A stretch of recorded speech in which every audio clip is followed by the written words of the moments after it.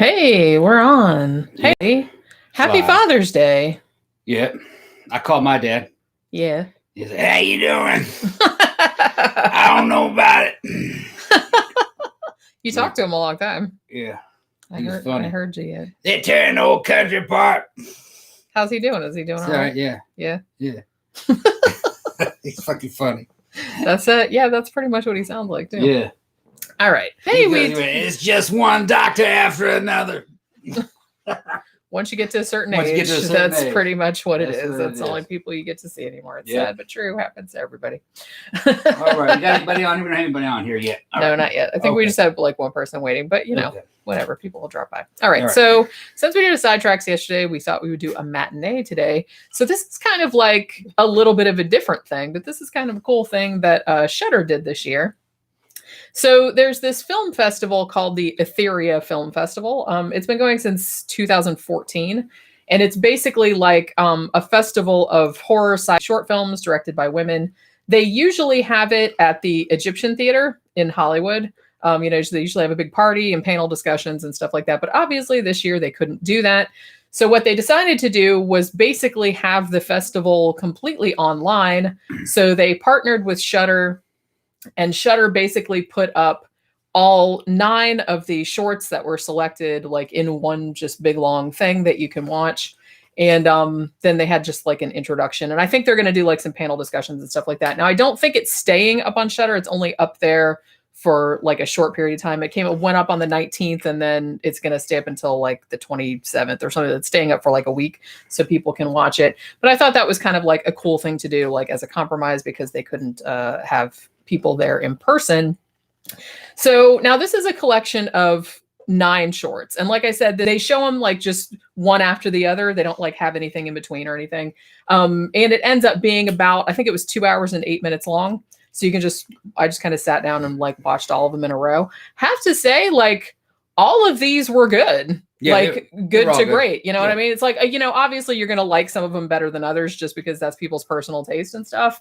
But I mean, pretty much every one of these was pretty entertaining. And it's like there was a lot of different genre type films like represented. A couple of them were kind of like more like Black Mirror episodes, like sci-fi. Some of them were like funnier. Some of them were, more straight up horror. So it was a good like. There was only one of them I didn't like, and that was the one where all the trans people tied up the preacher type of deal, and then because there wasn't any twist in it. There was one twist in it, but it wasn't the twist I was expecting. It was fucking weak. I thought watching it, I was like, how much would I bet he's a willing participant? That's what I thought. That's how it was going to go. That it was a big fetish thing, but then it was just kind of like a straight revenge flick. Kind of reminded me of the very first story in that Twilight Zone movie series. The guy just gets shunted off. Yeah. Kind of like that. It was kind of like that. Yeah. Where it was just kind of like a straightforward, we hate you and get the fuck out of here movie. And I thought it was weak. You know what I mean? They could have done a much better twist at the end. But, yeah, like I said, there was kind of a twist, but not exactly the one I was expecting. Good, no. But yeah, so it's weird because I was like, there's not really a lot of reviews on this. I saw like one guy that had like a really, really small channel, and he had reviewed it. And I think the one that he picked as his favorite, maybe that's my favorite too, but it's actually kind of like hard to pick. Because like I said, a lot of them were really good and they were kind of like all over the place, like, thematically and stuff. So it was like kind of hard to choose which ones. And a couple of them were like really funny, like horror comedies and stuff, which I thought was like really well pulled off. But so let's kind of go through and, we'll talk about the ones that were on there. The first one that they show is called Waffle. Now, this was 11 minutes long, and it was directed by Carlin Hudson.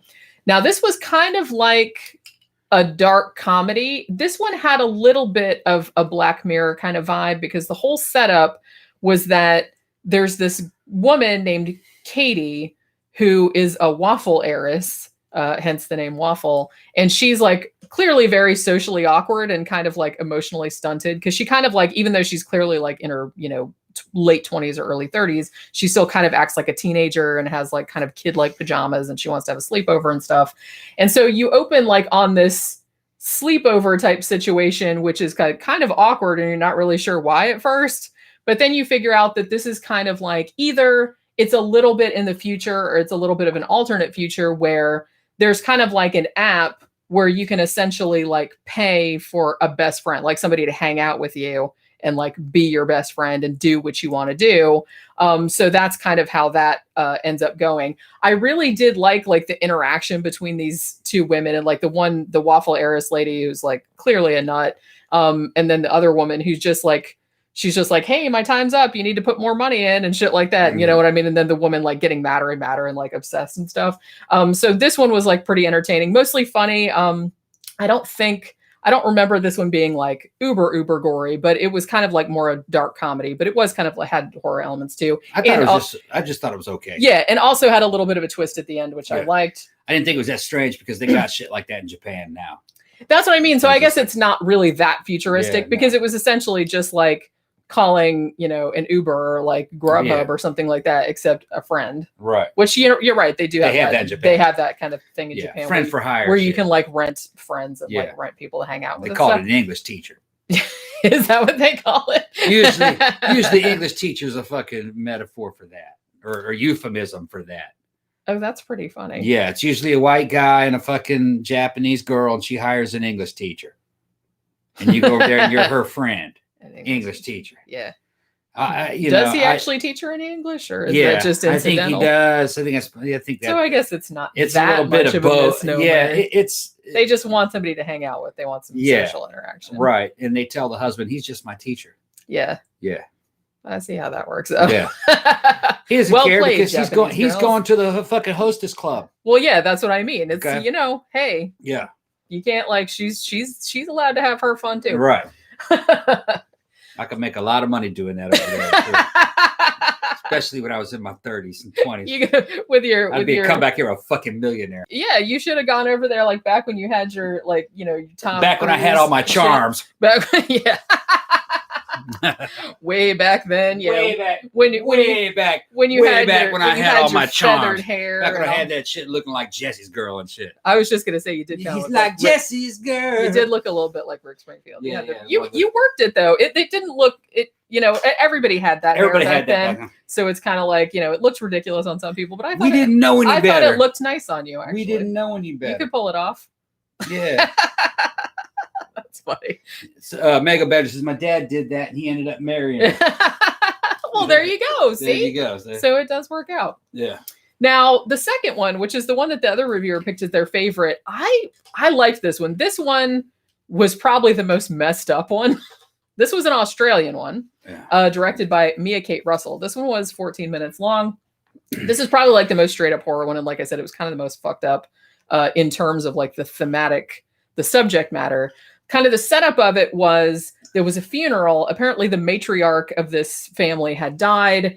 And there were several sisters. I believe at least two of them were sisters. I think the third woman was a sister too, but I couldn't tell if it was a sister or just like a friend to one of the sisters. It didn't really matter. And essentially what ends up happening is that the one sister, who's like this big, gigantic woman, with kind of like a mustache, and she had like these ridiculous eyes. They made her look like as grotesque as possible. If you ever seen The Labyrinth, remember that big old Ludo? Ludo. It looked like a female human like, Ludo. I mean, like same mouth and everything. Yeah, they made her look like as horrible as possible, like just like a grotesque, like a John Waters type character type of thing. She was a piece of shit. Yeah, and so the whole thing was that. I think the whole theme of this was that sometimes like doing nothing is like, worse than doing like a bad thing, because her character is just literally so apathetic that she will just like sit there on the TV, like eating Cheetos, like watching the tube while literally like horrible shit is happening around her. The whole meaning of her life is I didn't do anything. Yeah. I didn't do anything. But that's kind of that's her mortal sin. You didn't do anything. Yeah, the fact that she didn't do anything, because this one, like I said, probably had the best like practical effects, because I don't really want to spoil what happens to the other sister in this one.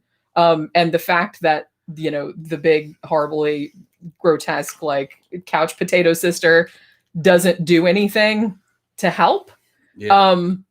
but it's pretty gross. Yeah, it gets worse than that. And it definitely gets worse than that. Yeah. This was definitely the most fucked up one. And like I said, the other reviewer I saw, he said he picked this one as his favorite because it was the most, I think this was the most straightforward horror. It wasn't funny. It was like a Twilight Zone episode. It was, yeah, kind of like that, except much, much grosser and more modern. Kind of more fucked up. Yeah. So I don't know if, I might pick this one as my favorite too. I mean, I liked a lot of them, but this one was like really good just because it was really messed up. Like I said, it was Australian. The third one, this one was kind of amusing. This was called Basic Witch, which I thought was very funny. Was there a pumpkin spice latte in this? Indeed, there was. Didn't see any yoga pants though, but you know, that's too bad. You can't miss a trick.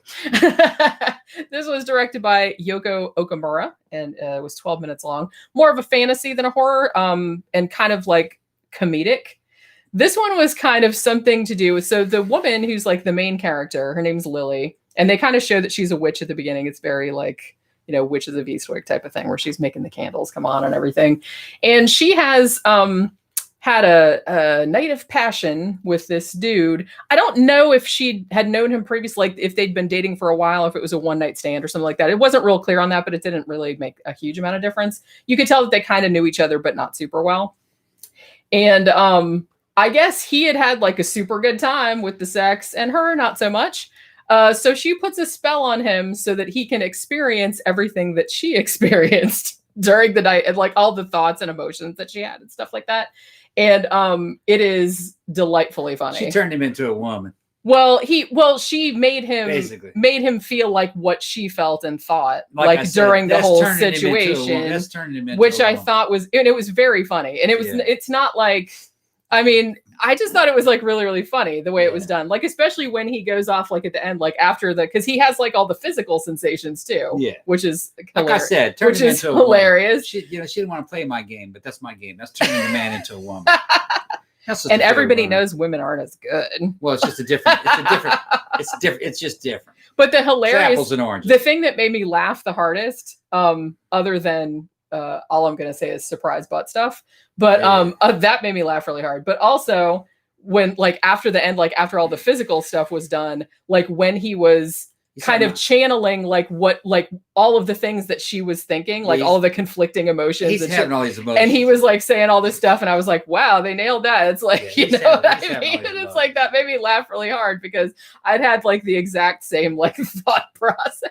Yeah. Like, and he was like saying it out loud and it just like made me laugh a lot. Men don't have that thought process. Well, like I said, that's why you could tell this was directed by a woman because it's like, that's exactly what, I'm like, that's exactly what a woman would think. That's like how you would think. That's how you would feel. It's like, that's exactly right. So it's like, but see, that was the whole point of the short was that dudes don't understand that. Right. And so the fact that she kind of put his I got to hand it to her. She called it. Yeah. And it's like, that was kind of the whole point of, but it was done like in a really funny, like lighthearted kind of way. It wasn't heavy handed. It wasn't like, cause it was just done with a really light touch. And I thought that it was like really, really amusing. It was an okay. It wasn't horror necessarily, but like I said, this, you know, the whole point of this film festival is horror, sci-fi, and fantasy. Yeah. So I would guess I'd put this more in the fantasy thing. I guess it's more. It's not like Black Mirror because it wasn't technology based. It was like, you know, because she was a witch and she was like putting a spell on somebody. That Australian one was the best one. Yeah, now that I'm thinking, like the more I think about it, that was the one that I think affected me the most, just because it was so messed up. And like I said, it just goes to show like how, you know, apathy can be like the worst thing of all. Thomas, it's all live action. It's not animated. It's all live action. Yeah, there were little movies. Ones. Yeah, they're good quality. I don't know, like, because like I said, this has been going for 2014, and I went to the website, and they had like all the shorts from the previous years, but I didn't notice if any of them were animated. I imagine that if you did an animated one, they would probably do it because I guess they have like you know, kind of famous judges like in jury, because I guess a lot of people submit films and then they only pick the best ones. Yeah. I know that Galen Hurd, who was one of the showrunners on Walking Dead, was on the jury and stuff like that. Con of Atzlan said that they needed to do a Tusk remake.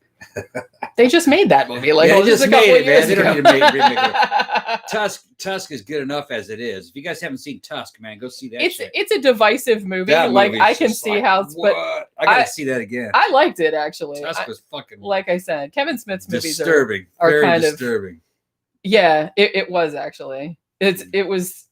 Well, and the nice thing about Tusk, and I think we mentioned this before, was that we went into it not knowing anything about it. I didn't know what it was going to be about. all I knew was that a friend of ours, Shauna, who was on, one of our like past shows. Yeah. She just recommended, she's like, just watch it. She's like, it's so fucked up. Yeah, movie's fucked and up. I didn't know anything about it. And that Kevin Smith had directed it. Yeah. So that's all we know. So the next short was the one you were talking about earlier, which is called The Conversion Therapist. That was directed by Bears Rebecca Fonte.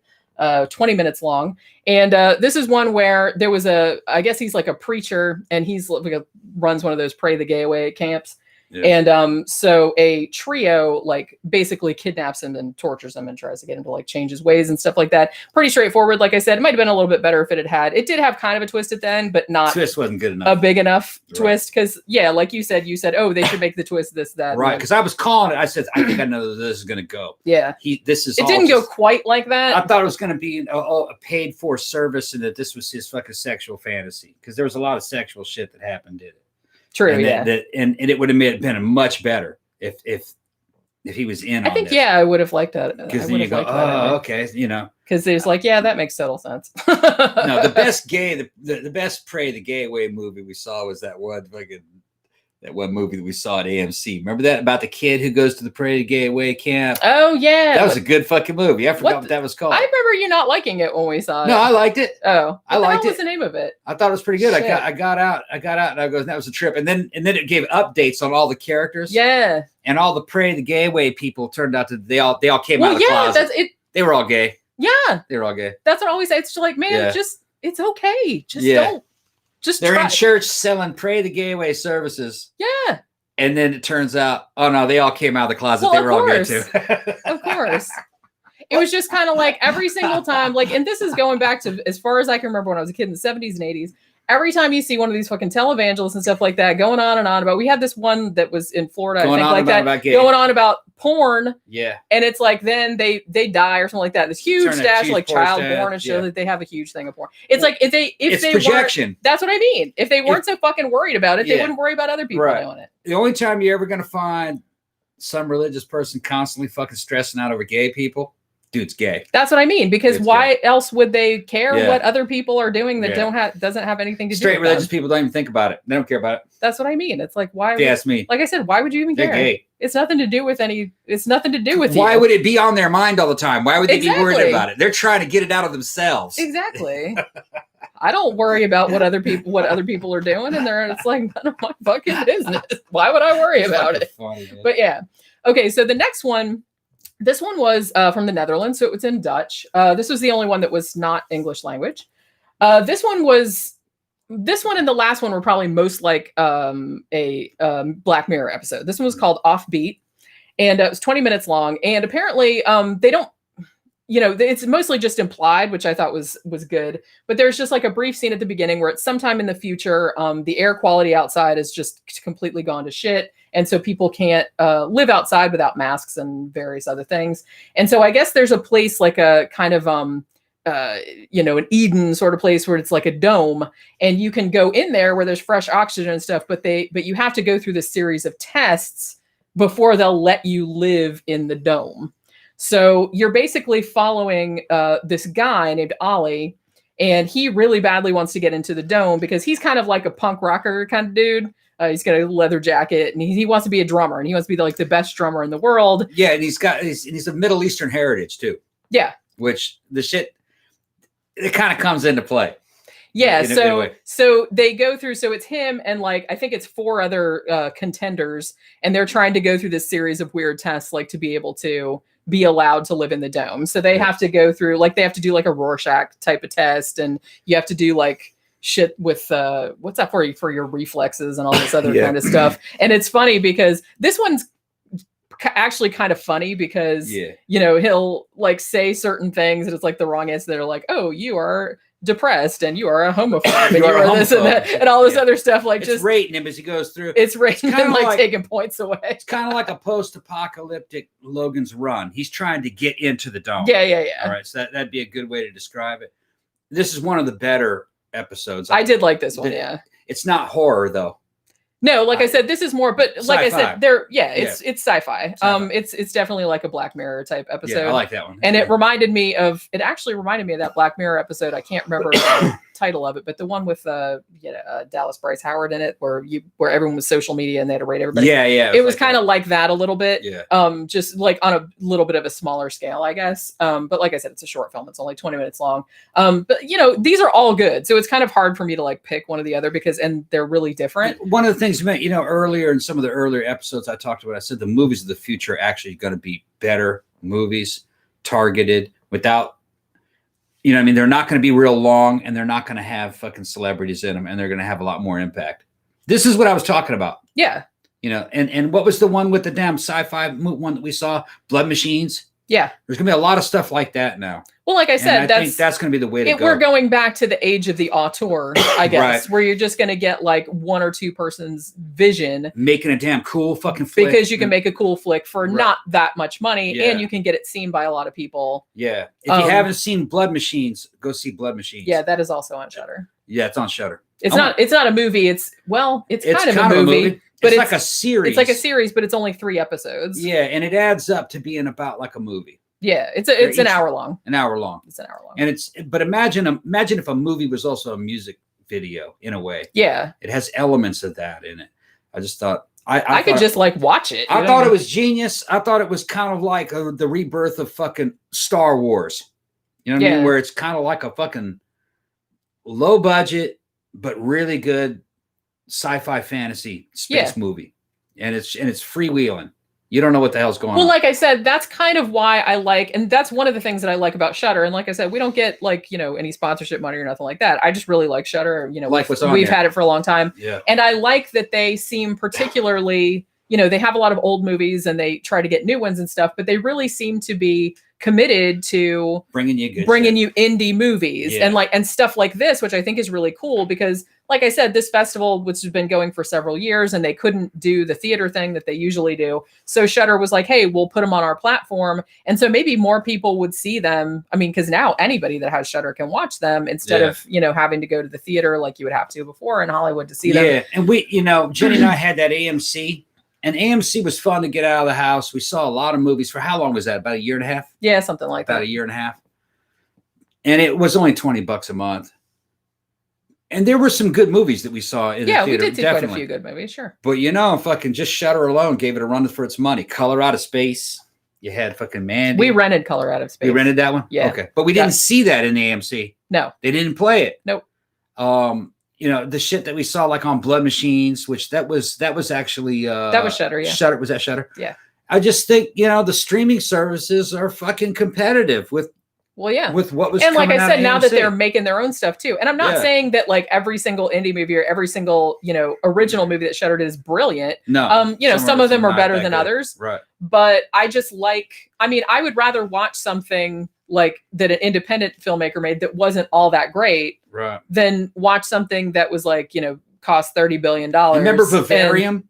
Yeah. That we saw Vivarium on what? We rented that on Xbox. We rented that on Xbox. I loved that movie. Yeah, that was a good movie. And I loved that movie. I don't think AMC would have shown that.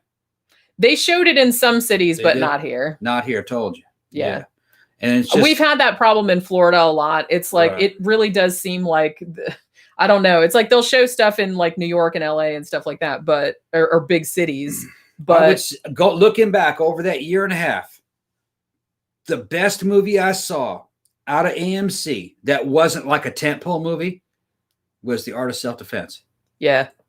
That was the best one out of that year and a half. I love that movie too. I still want to get that one. And that ended up being streaming too, or you could get that on Xbox. But it was, man, Hollywood and AMC was hit and miss big time. Big time. And like I said, a lot of it's the location too, because that's been going back. Because I remember when I was a kid and when I was a teenager, and we would always complain because I was really into like independent movies, horror movies, weird movies. And we always bitched because it's like, it would play like in theaters and in actual cities. But where I grew up in Daytona Beach, that would never play. It was always like the real popular stuff. And that was it. You couldn't see indie movies. The best times we had at AMC, I would say, aside from tentpole movies, was when they live streamed the riff track shows. And then when they reshowed Alien 1, that was a good and night. The Shining. And The Shining. Yeah, that was pretty good. I liked being able to see. Like, I mean, old movies. They should have been playing old movies. And we did have a blast at those Riff Track shows. Yeah, those were really good. Riff Tracks was funny. I hope, in a way, it's like I would be sad if theaters didn't come back just because of that. Because I like being able to go and see it like with other fans and stuff. Well, if AMC comes back, I'm sure they'll have that. They said that they were reopening. They were talking about reopening some of it in July, but I'm not sure if they're going to or not. Like they're closing some of the locations that weren't profitable, but I don't know. We'll see how that goes. Ours was one of the bigger locations, but you know what? That fucker was mostly dead during the day too. Yeah, although to be fair, we never went like at prime times. But for that reason, we always went like in the middle of the day, like because we knew it wouldn't be as crowded. Because I don't like sitting by fucking people. People are gross. But yeah. All right. So let's see. So the next one, which is kind of more. This one was the most like a slasher movie, but it was also kind of like a deconstruction of a slasher movie, if that makes any sense. This one was called The Final Girl Returns. Mandy Nicole says hi. Hi. Directed by Alexandria Perez, and this one was 16 minutes long. Now, this one was kind of weird because it was kind of like it was essentially like a cabin in the woods slasher, but it was like meta, or it was like an endless loop of this guy who apparently had escaped from a slasher, and then he was in this car, and it was almost like he was doomed to keep coming back to the same place in the road and like rescuing like all the subsequent final girls that came out of the situation. And it's almost kind of like they were saying that it was almost kind of like a simulation, I guess, because, you know, when they would tell the cops wouldn't believe them. The cops would go back to the cabin and there's nothing there because they would say, oh, that's all these people are dead and all this other kind of stuff. So it was kind of like an endless loop of like slasher movie villains. And then it had to get resolved like in a certain way at the end. Connor Vatslan said he didn't get the ending of Vivarium. The ending of Vivarium, the secret to it is the beginning of Vivarium. The woman finds birds on the ground that had been kicked out of the nest by a cuckoo bird. Yeah. All right. That's what they had encountered, some kind of extra dimensional cuckoo bird. It made you raise its children. Yeah. And then it killed you. And then the child went out and back to the office to get the next couple, to get them to raise the child. It seemed to be from another dimension, some kind of an extra dimensional alien. Interdimensional alien of some sort. And that's what it was. That was making you raise its offspring. Making you raise its offspring. It was fucking creepy, but I kind of spoiled the movie, but you guys should see Vivarium. It's pretty good. I liked it. It's just yeah, it creeped me out. It's fucking weird. Yeah. It creeped me out. Which, like I said, it helped because I had seen a trailer for it, but I had kind of, you know, but the trailer's good at like just giving off a really creepy vibe, but it didn't really tell you what exactly was going to happen in it. So I like that. I like approaching an alien parasite. Yeah, I think that's what it was. That's what it was. Because like I said, if the whole cuckoo bird thing was we've seen, you know, the Predator, an alien hunter. This is an alien parasite. Yeah. And this is how it would come get you. Yeah. Some weird shit. Oh, somebody recommended Life Changer. Somebody else recommended that to me, and I still haven't got around to watching it yet. I think that is it's either on Shudder or Netflix, because I remember seeing it like when I scroll through there. I'm gonna have to watch that one of these days because you're like the second or third person that's recommended that to me. So yeah, I do definitely want to watch that. Okay, so the next short was called Live. This one was directed by Taryn O'Neill, who also starred in it. This one was 12 minutes long. This one was again a little bit like a Black Mirror episode in the sense that it was maybe set a little bit in the future, but it's about this woman who basically live streams. She has like an underground fight club where she fights other chicks. And so she live streams it.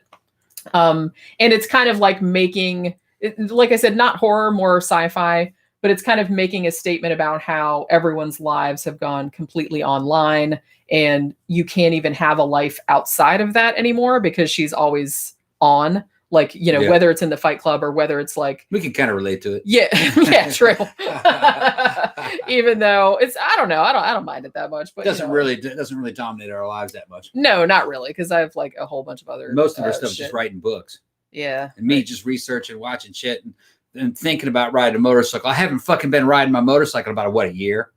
I thought you went a couple weeks back, but not a week or two. I used to ride every fucking day. You did. Yeah, I remember. Yeah, because sometimes like when I used to actually have to like commute to work and stuff like that, sometimes I would like drop like on the way home from work, I'd drop by and like hang out at Starbucks. Yeah. Because you'd ride up there with Starbucks and hang out with your friends and stuff. Age is a hell of a drug. Like I said, everyone's going to experience it sometime. Yeah. But yeah, so that one, like I said, more like a Black Mirror episode where it's just kind of like, technology taking over people's lives. So they can't have a life outside of, them just being on all the time, live streaming and, her fighting with her boyfriend about maybe she should go into porn or maybe they should do this, that, and the other thing. So then the next one was called Man in the Corner. I think this was the shortest one because it was only about 9 minutes long. This one was actually kind of funny because it's basically like two dudes and they're hooking up, they're having this big like hot and heavy thing, and then all of a sudden there's this creepy old dude like standing in the corner of the room and like the one guy who's come over is just kind of like that's probably a red flag. Who's that weird old? Oh, that's just Dave. And then like as it goes on, like I said, this one's pretty short. That was weird. It was a really weird one, and then like you find out at the end like what Dave was maybe, or I didn't really understand it. It was too homoerotic for me. I kept looking away.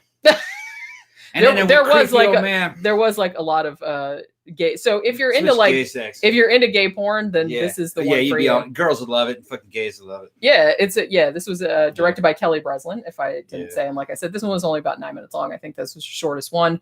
But yeah, so he's creepy fat old guy, but yeah, like lots of naked. That was creepy. Those two dudes having sex and the old dude watching, trying to get in bed with him and shit. Like, who's that? He goes, don't worry about him. Yeah, like don't worry about it. What are you talking about? What do you mean? Don't worry about it. Yeah, there's a gross fat old guy. Like, I'm not sharing. Like he's touching my butt. What is going on? That's so weird. Yeah, it was like kind of creepy. All right, and then the last one. I thought it was a ghost at first. I thought it was a ghost. It wasn't quite that, but it was. Yeah, it was kind of. Not sure what to make of it. It was a little ambiguous. I think I know what they were saying, but yeah. Okay. So then the last one, which actually I really liked this one a lot. This is probably like the most like a Black Mirror episode, but this one was kind of sci-fi, but it was also kind of funny. This was called Ava in the End, and it was directed by Ursula Ellis. Now, this one, a woman wakes up and she's in the cloud because apparently she's died. And she died in the stupidest way possible, like tripping over her dog and like hitting her head on a coffee table. So she's in the cloud and her only other companion is this computer. Kind of like Siri. Like a Siri type figure who tells her that she's dead. And it's like, this is like the waiting area before you get a new body and everything like that. And it's just the interaction between, because it's basically just set in this one like weird room where there's like no... it's just kind of like weird 80s looking triangles and technological stuff and everything. So it's just like the interaction between this kind of bitchy computer and this bitchy girl named Ava. It's like one of the funniest things. And it was when I guess she was like putting on Twitter or something like that. She's like died in a really fucking stupid way. And this computer is like giving me shit or something. And that's just like hashtag cunt computer or something like that. And it's like, so she's like a total Karin about fucking bitching about the service like in the cloud and everything. And then like as it goes on, it's funny because it builds up as being like really, really funny, like a comedy. But then there's like a revelation like partway through it. It's only 10 minutes. And there's a revelation partway through it that makes it actually kind of sad and like actually kind of poignant. I'm not going to spoil it. But you find out something like really bad is going to happen. Maybe it's not going to work out the way she thinks. And it's actually kind of sad at the end. But this one, I think this one and Maggie May, the one with the woman that didn't want to do anything, the apathetic woman, like I didn't do anything. I think these two were probably my favorite ones. Kind of hard. I liked Waffle too, the first one, just because I loved that crazy girl. Like she was such a nutcase, like with her fucking pajamas and everything. I didn't like this one that much. You didn't like this one that much? No, because it was too much of a hopeless situation, so she couldn't find a way out of it or anything like that. You know what I mean? There had to been. I thought there had to have been a way where she could have saved herself, type of deal. But I didn't mean to spoil it, but I guess I did. Fuck it. They're short stories. Well, yeah, that's what I mean. It's kind of like, I mean. Well, the thing is, it's like, the situation was resolved. It just wasn't resolved in a way that was to anyone's benefit, I guess. We'll just put it that way. I forgot which ones came after this. That was the last one. Okay. Yeah. Like I said, there was just 9 shorts. They were all worth seeing. Yeah. And it's like I said, there wasn't like a crappy one in the whole, like there were none of them. Cause sometimes, you see an anthology movie or something, this isn't exactly like that. Cause these were all separate. But sometimes overall, I'd probably give it to the one where the guy was trying to get into the dome. I think I liked that one the best. That was a really good one too. Like I said, it's hard to pick because it's like, and it was all in German, I think, wasn't it? Dutch. Okay. Yeah, it was made in the Netherlands. All right. So yeah, that one was the only one that wasn't English language, because even though there was, really didn't matter though. Yeah, it didn't. I mean, and even though some of the directors were not American, because I think one of them was directed by a Japanese woman, and like there were a couple other ones, but all of them were in English except for that one, and that was in Dutch. So, like I said, if you're into fucking horror and sci-fi and you want to see some cool short films, by independent filmmakers, female filmmakers that make horror and sci-fi and all that kind of stuff, then what? That's another cool name for a shirt. Con says that, read it. That's another cool name for a shirt. It's homoerotic and it's too much for me. That's if I have to say that if anyone is uncomfortable with seeing two dudes having sex, then probably you should skip that one. Yeah. I'm not bothered. I think it's got 16 people in here. Let me see them flash bulbs. Let me see them flash bulbs. Did you ever see fucking Airplane? Where the dudes are coming off the fucking plane. Oh, thank you. Thank you. Yeah, let me see them flash bulbs. There you go. Let me see them flash bulbs. Let me see them flash bulbs. I thought you were talking about titties. No, flash bulbs is fucking money, man. When that shit pops up, pow! There you go, manga bag. That's some flash bulbs there, bro. Thank you very much. Thank you very much. That's awesome. You didn't have to do that, but it's just because that was a fucking huge flash. Just because Tom said flash bulbs. I thought you knew exactly what I was talking about. You were talking about tits. I'm like, what? Tits in a cold room? Like in a really cold room? No, man. Because when you're in a cold room, you get the high beams. Yeah. And I thought if you're in a really cold room, then you get the flash bulbs. No. That's my story, and that's a flash bulb. You guys can see it in the comments section. He says for the drinks fund and a fantastic witching hour this week. Thank you very much. I'm glad some people are enjoying those. It's like I'm kind of like, I actually finished reading all the stories for my Hopeful Monsters book today. So I have 3 more stories to edit. They're all recorded. So I'm going to put the print and the ebook version up, like the second edition. Like this is a book, the first edition came out in 2009, but I added like 3 or 4 or 5 stories to it. And then like I'm doing an audio, because I never did an audiobook version of any of my fiction before. So I'm kind of trying to get around to doing that. So I did finish recording it today. I just got to edit a few more and then I'll get it put up. So it'll probably be a couple weeks before it arrives, because it takes a really long time. All right. So are we done talking about the movie? Yeah. If you guys got any questions, anything you guys want to talk about, anything, any ideas for any upcoming shows? Sandra says, sounds like it's time for Tom's old man nap. Yeah. It might be. I feel like maybe taking a nap. I could nap. That sounds like a good idea. Take a nap. I was thinking it's Sunday. I might have a fucking Bloody Mary or something. Yeah. I got to use up the rest of that Zing Zang. It's taking up all that space in the fridge. That's my excuse somebody used. Yeah. Because we need room in the fridge for all the shit you bought the other day. Yeah, if you guys haven't seen The Art of Self-Defense, you guys need to rent that. You can rent that off of Xbox or probably Amazon. You could probably rent it on YouTube and show. Like, if you can rent it on Xbox, I've noticed you can pretty much rent it pretty much anywhere else. That's what you guys know. I'm into fucking martial arts and fucking laughing at martial arts, and that's the truth about martial arts. The thing that I dug about that movie was and it's funny because, like I said, when we were watching it in the theater, because we saw it in the theater, I thought that you were not going to like it, because usually that's my kind of thing, like that really, really dry, like very subtle, like humor. You know what I mean? It was painful at first because the main character is so fucking nerdy. But that's what he was supposed to be like. Yeah, he had to be that way in order to get sucked into this fucking kung fu cult. And then once it started unfolding, I was like, man, this is true. I'm like, this is basically, they're talking about Count Dante. I mean, the one scene where he goes in and just like punches his boss in the face. Yeah. And then he just like goes in the fucking break room. Yeah. I punched the boss in the face. It felt awesome. Yeah. That made me laugh so much. And his sensei's telling him to be more macho, that he had to start listening to metal, and that he had to get rid of his wiener dog. Yeah, they had to have like a Doberman pit, or was a German Shepherd or something. Yeah, he had to have macho shit. And then it was funny, And then he's bullying the dudes at the office that he works with or tried. Actually, he did bully them. He did, yeah. He did bully them. And it's this dorky dude bullying them around and shit. You just guys got to see it, man. It's a good movie. Really good. I thought it was very funny. Really good. Yeah, good acting. And it was kind of making fun of that over the top manly man type of like where he wasn't even like allowed to do things that he liked anymore because it wasn't manly enough. It wasn't manly enough. And it's just like that was just like really funny to me. Yeah, but that made sense to me. That actually made sense to me. What was funny was how in the end the honor of the dojo was restored.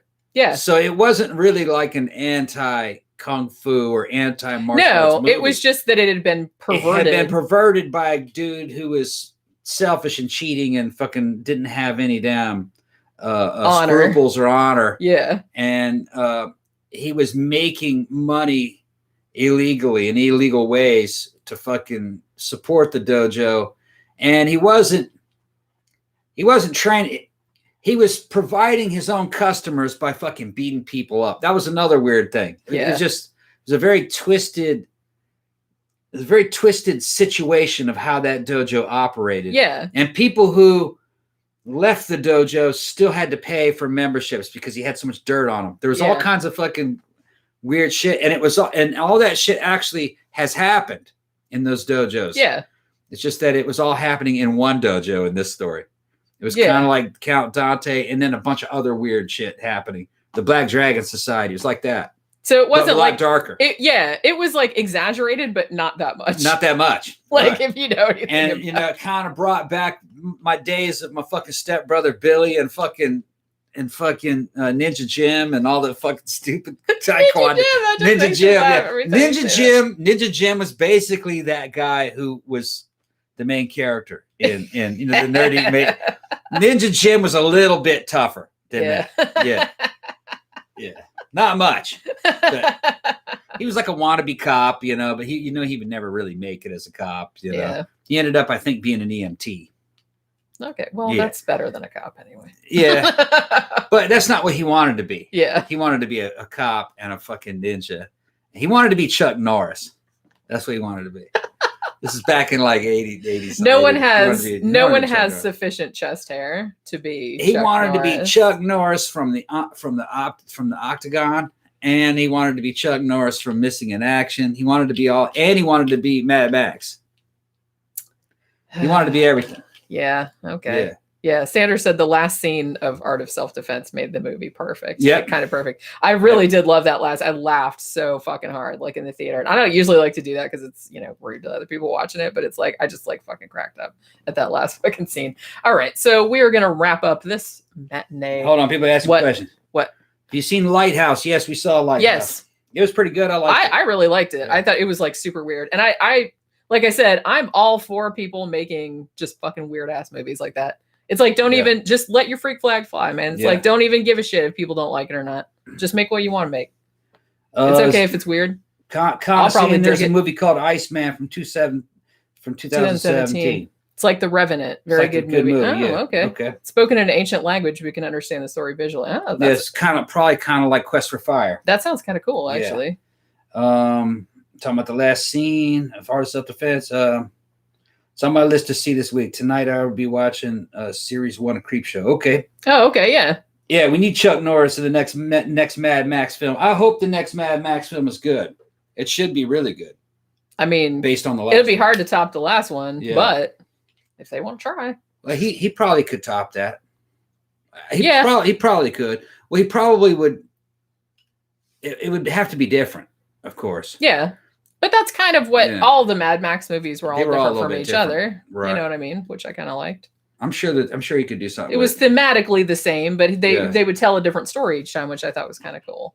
Like in a way, I hope Furiosa isn't in it. I think Furiosa should be a spin-off movie. She needs her own movie. Yeah, that's what I was saying. Because she's rad as hell. I mean, they need to do like a whole thing with that. Yeah. I would watch that. Yeah. He's got to get the right... He said that he has the right people to pick up the reins after him if he dies. He better not die. Yeah. Don't die, George Miller. Yeah. We love you. I think the next Mad Max kind of has to be a darker movie, more toned and more blue Maybe something happened mostly at night, something like that. Yeah, that'd be cool to see. Probably because I think it visually has to look different. And you see the desert can get kind of monotonous. Maybe something underground. I don't know. Oh, Difficult to say. What if there was a whole underground society driving around in fucking underground fucking roads and stuff?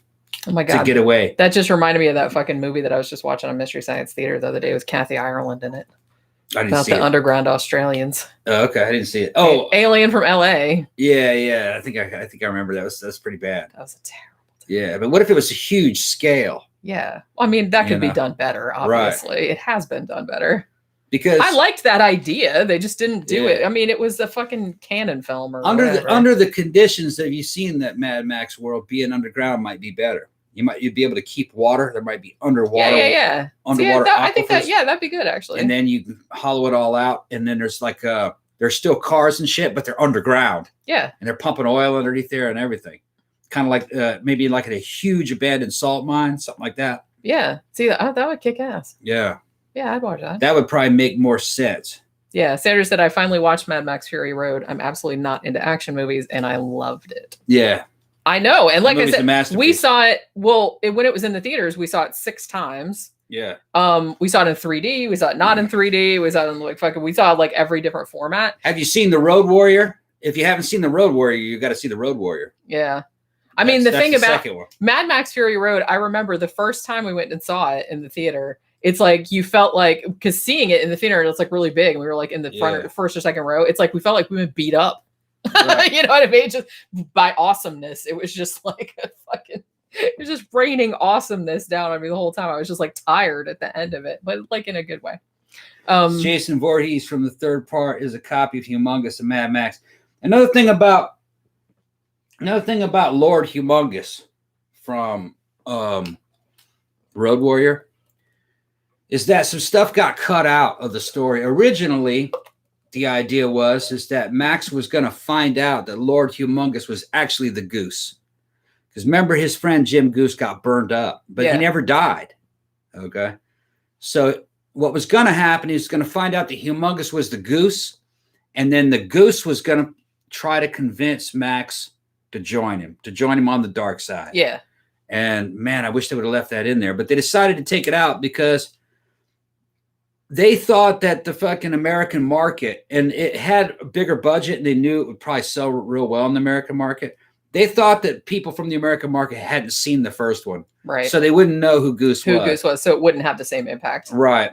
And which is a shame because, man, it makes so much more sense when you see Road Warrior and the things that Humongous was doing and saying. It makes a lot more sense when you take into account that it's supposed to be the Goose.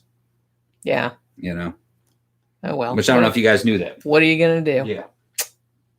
You got to do shit for American audiences. Yeah. And it's like, you know, and people, it's kind of like always. It always makes me laugh too because especially when you see like you know, like European or British horror movies, and a lot of times they have to do like a happy ending, like for American, because like for some reason American audiences don't like downbeat endings or depressing endings where everyone dies or anything. So it's always like we have to have one person survive, or we have to have this and the other. Because I think most famously, like The Descent, which has like a really bummer ending, it had a different ending for the American one where I guess. Did she get away at the end? I've only seen like the UK version because I'm not watching that happy ending bullshit. Fuck that. All right. So you done talking? Yeah, I'm done talking. Let's go ahead and close it down. All right. So we'll probably do another live stream tomorrow, either another movie review or another sidetrack. So if we watch something new tonight, we'll review it tomorrow. Yeah, we'll see you guys tomorrow. And so we'll see you guys tomorrow. Have a good rest of your weekend.